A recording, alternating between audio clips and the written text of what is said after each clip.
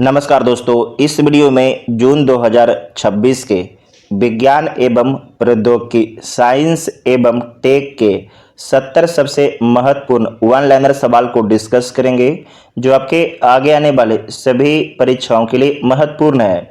जो 70 सवाल है इसे बहुत ही गहराई से बनाया गया है। अगर इस वीडियो को आप ध्यान से देखते हैं तो जून महीने के लिए साइंस और टेक के लिए कोई आपको दूसरा वीडियो देखने की आवश्यकता नहीं पड़ेगा।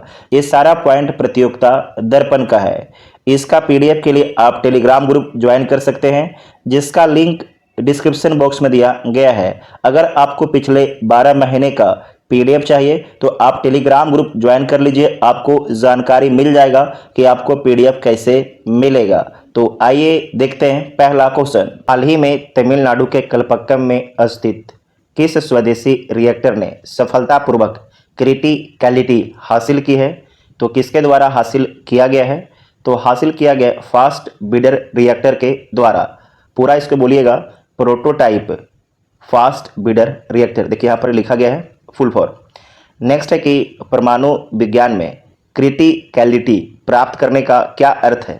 तो इसका अर्थ होता है कि एक स्वपोषित सेल्फ सस्टेनिंग परमाणु विखंडन श्रृंखला प्रतिक्रिया की शुरुआत होना।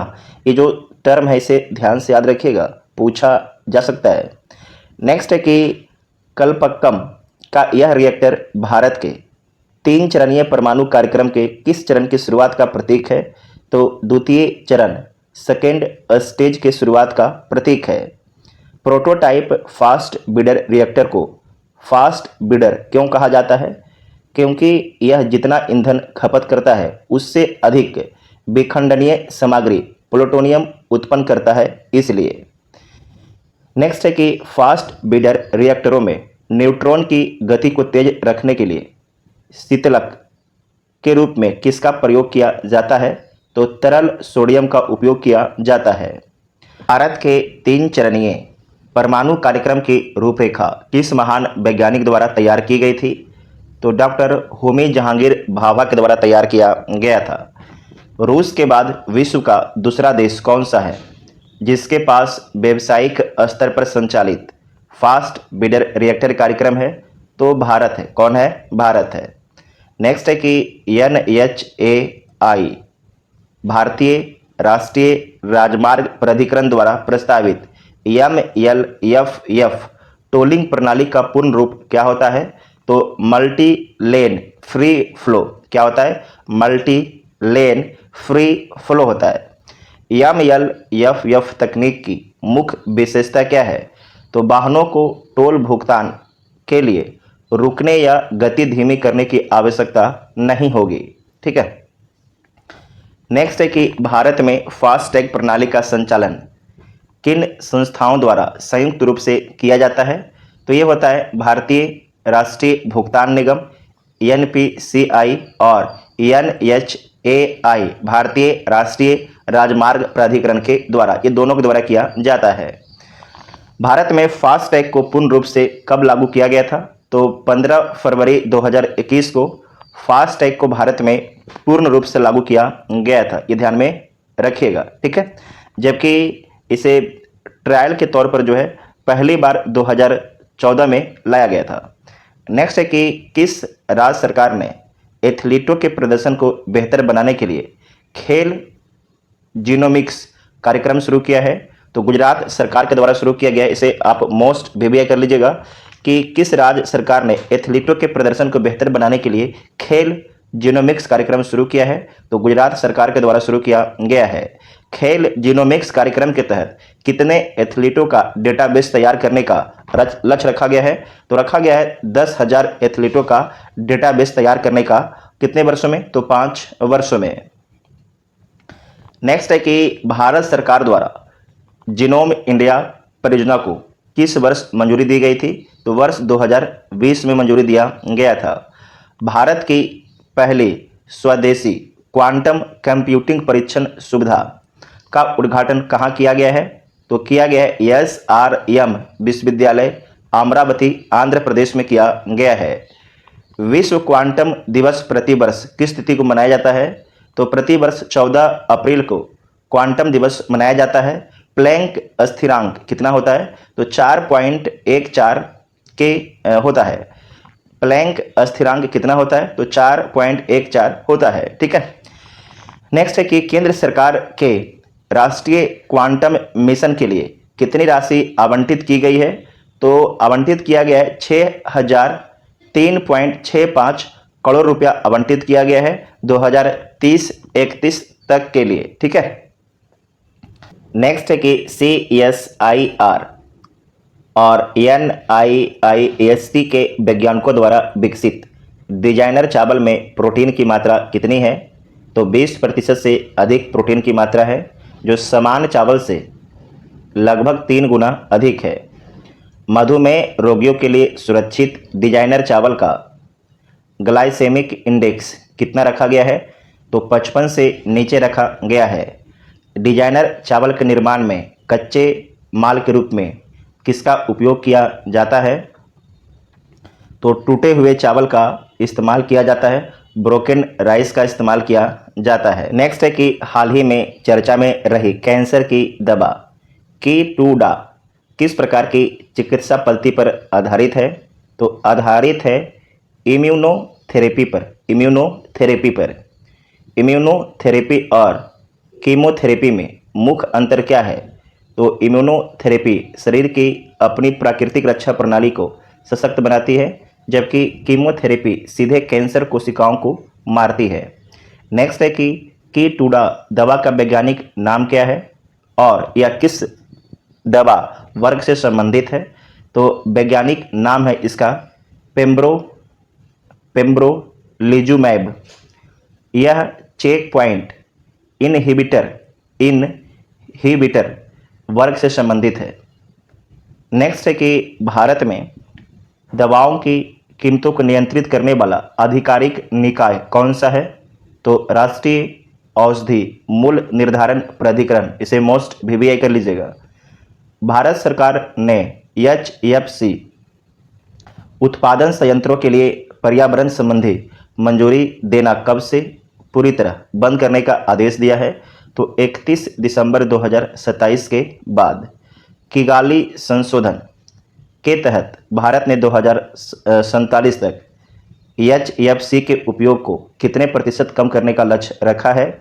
तो इसके आधार स्तर से 85% तक कम करने का लक्ष्य रखा है। याद रखिएगा, इंपॉर्टेंट है कि किगाली संशोधन के तहत भारत ने 2047 तक HFC के उपयोग को कितने प्रतिशत कम करने का लक्ष्य रखा है? तो इसके आधार से 85% तक कम करने का लक्ष्य रखा है। नेक्स्ट है कि HFC को शुरुआत में किन रसायनों के विकल्प के रूप में अपनाया गया था? तो शुरुआत में CFC, और CFC का फुल फॉर्म होता है क्लोरोफ्लोरोकार्बन, और HCFC हाइड्रोक्लोरोफ्लोरोकार्बन के विकल्प के रूप में इस्तेमाल किया गया था। नेक्स्ट है कि HFC ओजोन परत के लिए सुरक्षित होने के बावजूद पर्यावरण के लिए हानिकारक क्यों है? क्योंकि ये शक्तिशाली ग्रीन हाउस गैसें हैं जिनका global warming potential carbon dioxide से हजारों गुना अधिक है, इस कारण से। नेक्स्ट है कि ग्लोबल इलेक्ट्रिसिटी रिव्यू 2026 रिपोर्ट किस थिंक टैंक द्वारा जारी की गई है? तो एम्बर थिंक टैंक के द्वारा जारी किया गया है ग्लोबल इलेक्ट्रिसिटी रिव्यू 2026 रिपोर्ट। वर्ष 2025 में वैश्विक बिजली उत्पादन में पहली बार किस ऊर्जा स्रोतों ने कोयला के योगदान को पीछे छोड़ दिया है? तो नवीकरणीय ऊर्जा स्रोतों ने 33.8% हिस्सेदारी के साथ, जबकि कोयला से 33%। वर्ष 2025 में रिकॉर्ड 38 गीगावाट सौर क्षमता जोड़कर किस देश ने पहली बार संयुक्त राज्य अमेरिका को पीछे छोड़ दिया है? तो भारत ने पीछे छोड़ दिया है। नेक्स्ट है कि रिपोर्ट के अनुसार भारत का सबसे बड़ा स्वच्छ ऊर्जा स्रोत अब कौन सा बन गया है? तो सौर ऊर्जा बन गया है, जो जल विद्युत से भी आगे निकल गया। पहले कौन था? जल विद्युत था, अब आपके सौर ऊर्जा हो गया है। सौर ऊर्जा क्षमता की वैश्विक वृद्धि में अधिक से अधिक का योगदान देने वाला शीर्ष देश कौन सा है? तो चीन है। इसे मोस्ट VVI कर लीजिएगा कि सौर ऊर्जा से सबसे अधिक जो बिजली है ये चीन बनाता है। ठीक है। नेक्स्ट पॉइंट है कि आनुवांशिक रूप से संशोधित मच्छर मलेरिया को नियंत्रित करने में कैसे सहायक होते हैं? ये मच्छरों के शरीर के भीतर ही मलेरिया परजीवियों को निष्क्रिय कर देते हैं, जिससे वह मनुष्यों को संक्रमित नहीं कर पाते हैं। नेक्स्ट है कि GM मच्छरों के विकास में किस जीन एडिटिंग तकनीक का उपयोग किया जाता है जिससे संशोधित जीन पूरी आबादी में तेजी से फैलता है? तो जीन ड्राइव तकनीक का इस्तेमाल किया जाता है। किस कंपनी ने सबसे पहले फ्रेंडली एडिज इजिप्टी GM मच्छरों का विकास किया था? तो सबसे पहले किया गया था ब्रिटेन स्थित कंपनी जिसका नाम है ऑक्सीटेक, उसका नाम है। भारत में किस कार्यक्रम के माध्यम से 2030 तक मलेरिया उन्मूलन का लक्ष्य रखा गया है? तो मलेरिया उन्मूलन अनुसंधान गठबंधन कार्यक्रम के माध्यम से। फिर से बोलते हैं, भारत में किस कार्यक्रम के माध्यम से 2030 में मलेरिया उन्मूलन का लक्ष्य रखा गया है? तो मलेरिया उन्मूलन अनुसंधान गठबंधन के द्वारा।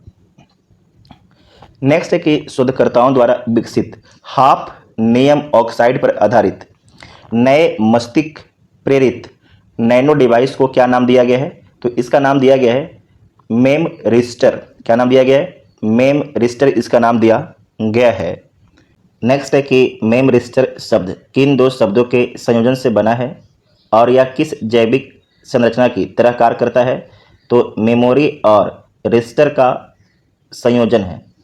यह मानव मस्तिष्क के जैविक सिनेप्स की तरह कार्य करता है। सिनेप्स क्या होता है? जैविक सिनेप्स तो दो न्यूरॉन्स के बीच का जंक्शन होता है।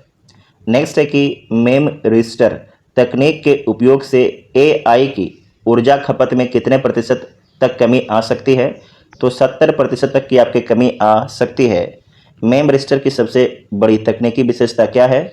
तो यह डेटा को एक ही स्थान पर संग्रहित और प्रोसेस कर सकता है, स्टोर और प्रोसेस कर सकता है। ठीक है। नेक्स्ट है सेमाग्लूटाइड किस श्रेणी की दवा है और इसका उपयोग किस रोग के उपचार में किया जाता है? तो GLP-1 रिसेप्टर एगोनिस्ट श्रेणी की दवा है। इसका उपयोग टाइप 2 मधुमेह, वजन घटाने और हृदय रोगों के उपचार में किया जाता है। हाल ही में किस भारतीय लैब को सेमाग्लूटाइड के जेनेटिक संस्करण के उत्पादन की मंजूरी मिली है? तो ये मिला है डॉक्टर रेड्डीज लैब्स को मिला है। अगला पॉइंट है कि हीमोफीलिया के लगभग 1.4 लाख मामलों के साथ विश्व का दूसरा सबसे बड़ा हीमोफीलिया प्रभावित देश कौन है? तो भारत है। Most VVI। नेक्स्ट पॉइंट है कि हीमोफीलिया किस प्रकार का विकार है और इसमें शरीर की कौन सी प्रक्रिया बाधित होती है? तो यह एक दुर्लभ आनुवांशिक रक्तस्राव विकार है। इसमें थक्का जमाने वाले प्रोटीन की कमी के कारण रक्त ठीक से जम नहीं पाता है।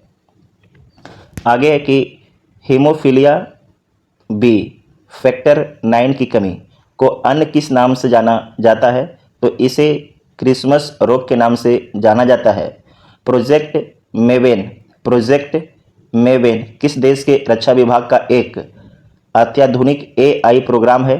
तो अमेरिका रक्षा विभाग का। इसे मोस्ट VVI कर लीजिएगा कि प्रोजेक्ट मेवेन किस देश के रक्षा विभाग का एक अत्याधुनिक AI प्रोग्राम है? तो अमेरिकी रक्षा विभाग का।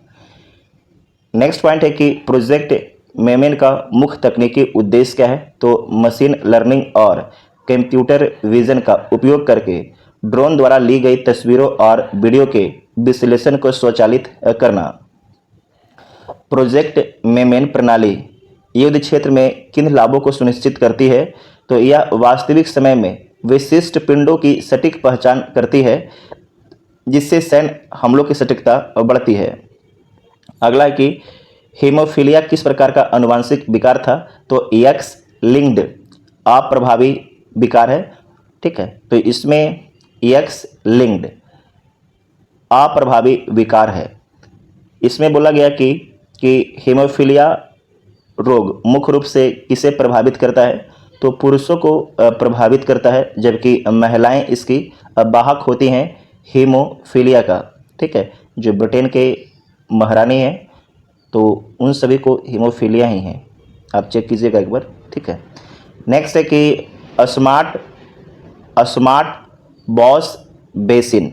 स्मार्ट बॉस बेसिन किस तकनीक या सिद्धांत पर कार्य करता है, तो बोला गया कि इंफ्रारेड सेंसिंग और प्रवर्तन के सिद्धांत पर काम करता है।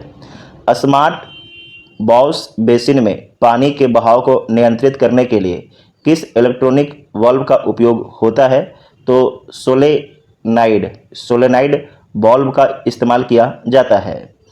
भारत में हाल ही में किस देश को मानवीय सहायता के रूप में 13 टन BCG वैक्सीन भेजी है, तो अफगानिस्तान को भेजा है। तो मोस्ट VBI कर लीजिएगा।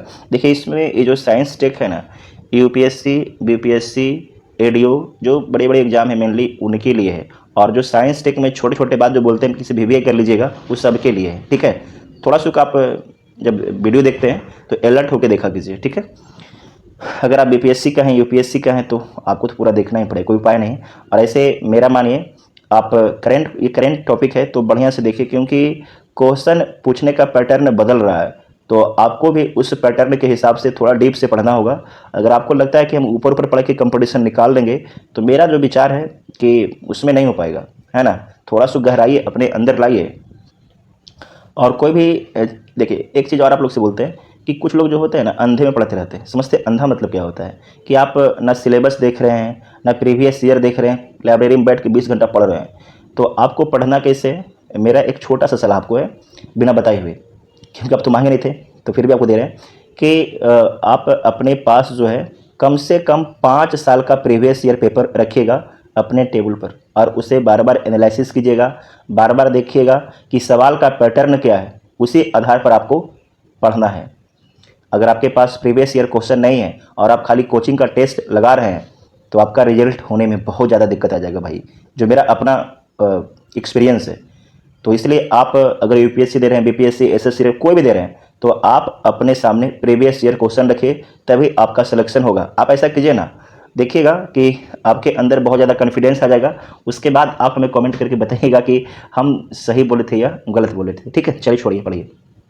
आगे है BCG वैक्सीन का विकास 1921 में किन वैज्ञानिकों द्वारा किया गया था, तो किया गया था अल्बर्ट कैलमेट और कैमिला गुएरिन के द्वारा।